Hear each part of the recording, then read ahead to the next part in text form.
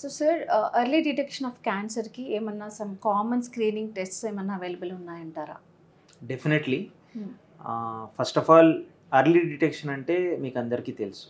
మనం స్టేజెస్ గురించి మాట్లాడుకున్నాను. Stage 1, 2, 3, 4. Stage 0 అని కూడా ఒకటి ఉంది, అంటే ప్రీ క్యాన్సర్ స్టేజ్. అంటే క్యాన్సర్ కాకముందు కొన్ని ఫీచర్స్ ఉండొచ్చు.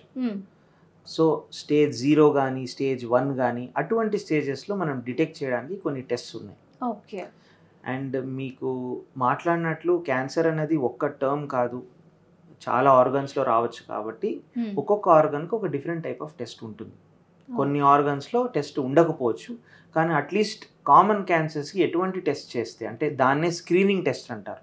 స్క్రీనింగ్ టెస్ట్ అంటే మనకు సిమ్టమ్స్ ఉన్నప్పుడు ఆ టెస్ట్ చేసేది కాదు. మనం ఏ సిమ్టమ్స్ లేకపోయినా కానీ ఒక ఏజ్ క్రాస్ అయిన తర్వాత మనం ఏదో ఒక ల్యాబ్కో లేకపోతే హాస్పిటల్కో వెళ్ళి ఇది రికమెండేషన్ కాబట్టి ఈ టెస్ట్ చేయించుకుంటున్నాము అన్నదే స్క్రీనింగ్ టెస్ట్. సిమ్టమ్స్ వచ్చాక టెస్ట్ చేసేది అది స్క్రీనింగ్ టెస్ట్ కాదు, అది డయాగ్నోస్టిక్ టెస్ట్ అంటారు. సో మోస్ట్ కామన్లీ జనరల్ పబ్లిక్కి తెలియాల్సినది, ఎస్పెషలీ ఫీమేల్స్లో 2 డిఫరెంట్ టెస్ట్. అది బ్రెస్ట్ మ్యామోగ్రామ్ అంటారు. 45 లేదంటే 50 క్రాస్ అయిన తర్వాత ఖచ్చితంగా ఒక మ్యామోగ్రామ్, అంటే బోత్ బ్రెస్ట్ ఒక ఎక్స్రే లాంటి టెస్ట్. అది ఏదైనా జనరల్ ల్యాబ్స్లో కానీ హాస్పిటల్స్లో కానీ ఇప్పుడు widely available.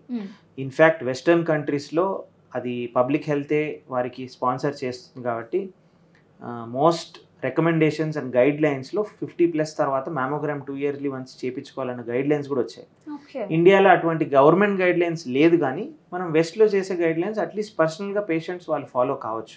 And it is not a very costly test.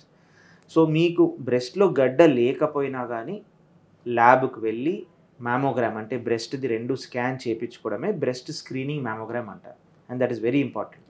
ఎందుకంటే చాలా మటుకు వెస్ట్లో బ్రెస్ట్ క్యాన్సర్ సక్సెస్ రేట్, అంటే ట్రీట్మెంట్ సక్సెస్ రేట్ ఇంప్రూవ్ కావడానికి కారణం మ్యామోగ్రామ్. రెండోది సర్వైకల్ క్యాన్సర్, అంటే గర్భసంచి ముఖద్వార క్యాన్సర్ని డిటెక్ట్ చేయడానికి ప్యాప్స్మియర్ అన్నది. మీరు గైనకాలజిస్ట్ దగ్గరికి వెళ్తే సర్విక్స్, అంటే గర్భసంచి ముఖద్వారంలో ఒక చిన్న టెస్ట్ చేస్తారు, ప్యాప్స్మియర్. దానిపైన ఉన్న సెల్స్ని ల్యాబ్కి పంపించి అందులో ఏమైనా క్యాన్సరస్ ఫీచర్స్ ఉన్నాయా లేదా అన్నది డిటెక్ట్ చేయొచ్చు.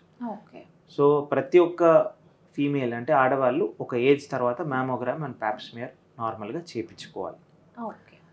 అలాగనే మేల్స్లో నార్మల్గా ఎస్పెషలీ మనకు స్మోకింగ్ కానీ టొబాకో చూయింగ్ కానీ అటువంటివి ఉన్నాయంటే స్కాన్ అవన్నీ పనికిరావు. కానీ మనం ఒక మంచి డాక్టర్, ఆంకాలజిస్ట్ కానీ ఈఎన్టీ డాక్టర్, ఓరల్ డాక్టర్తో కానీ వెళ్ళి ఒక ఎగ్జామినేషన్ చేయించుకుంటే మనకు తెలుస్తాయి. ఏదైనా స్టేజ్ 0 అంటే ప్రీ క్యాన్సరస్ స్టేజ్లో ఉండేటువంటి గడ్డలు ఏమైనా ఉన్నాయా, లేదంటే ఆల్రెడీ అర్లీ క్యాన్సర్స్ ఉన్నాయా, మనం మిస్ చేసినటువంటివి, అవి తెలుస్తాయి. సో ఎగ్జామినేషన్, అంటే డాక్టర్ ద్వారా ఎగ్జామినేషన్ కూడా ఇంపార్టెంట్. కొలోనోస్కోపీ, అంటే ఫారెన్ కంట్రీస్లో ఒక ఏజ్ తర్వాత 5 ఇయర్స్కి ఒకసారి కొలోనోస్కోపీ చేయించుకోవాలన్న గైడ్ లైన్ కూడా ఉంది. కానీ ఇండియాలో మామూలుగా కొలోనోస్కోపీ అని అంటే కొలోనోస్కోపీ అంటే పెద్ద పేగులో మనం నార్మల్గా అది మొత్తం క్లియర్ చేసి ఒక కెమెరా పెట్టి ఏదైనా క్యాన్సర్స్ ఉన్నాయా, గడ్డలు ఉన్నాయా చెక్ చేయడం. సో ఆ టెస్ట్ కొంచెం ఇబ్బందికరం టెస్ట్ కాబట్టి మామూలుగా చేయించుకోరు ఇండియాలో.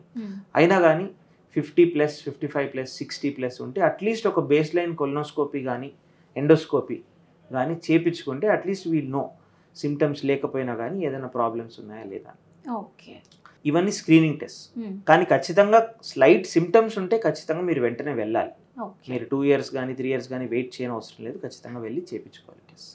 Okay sir.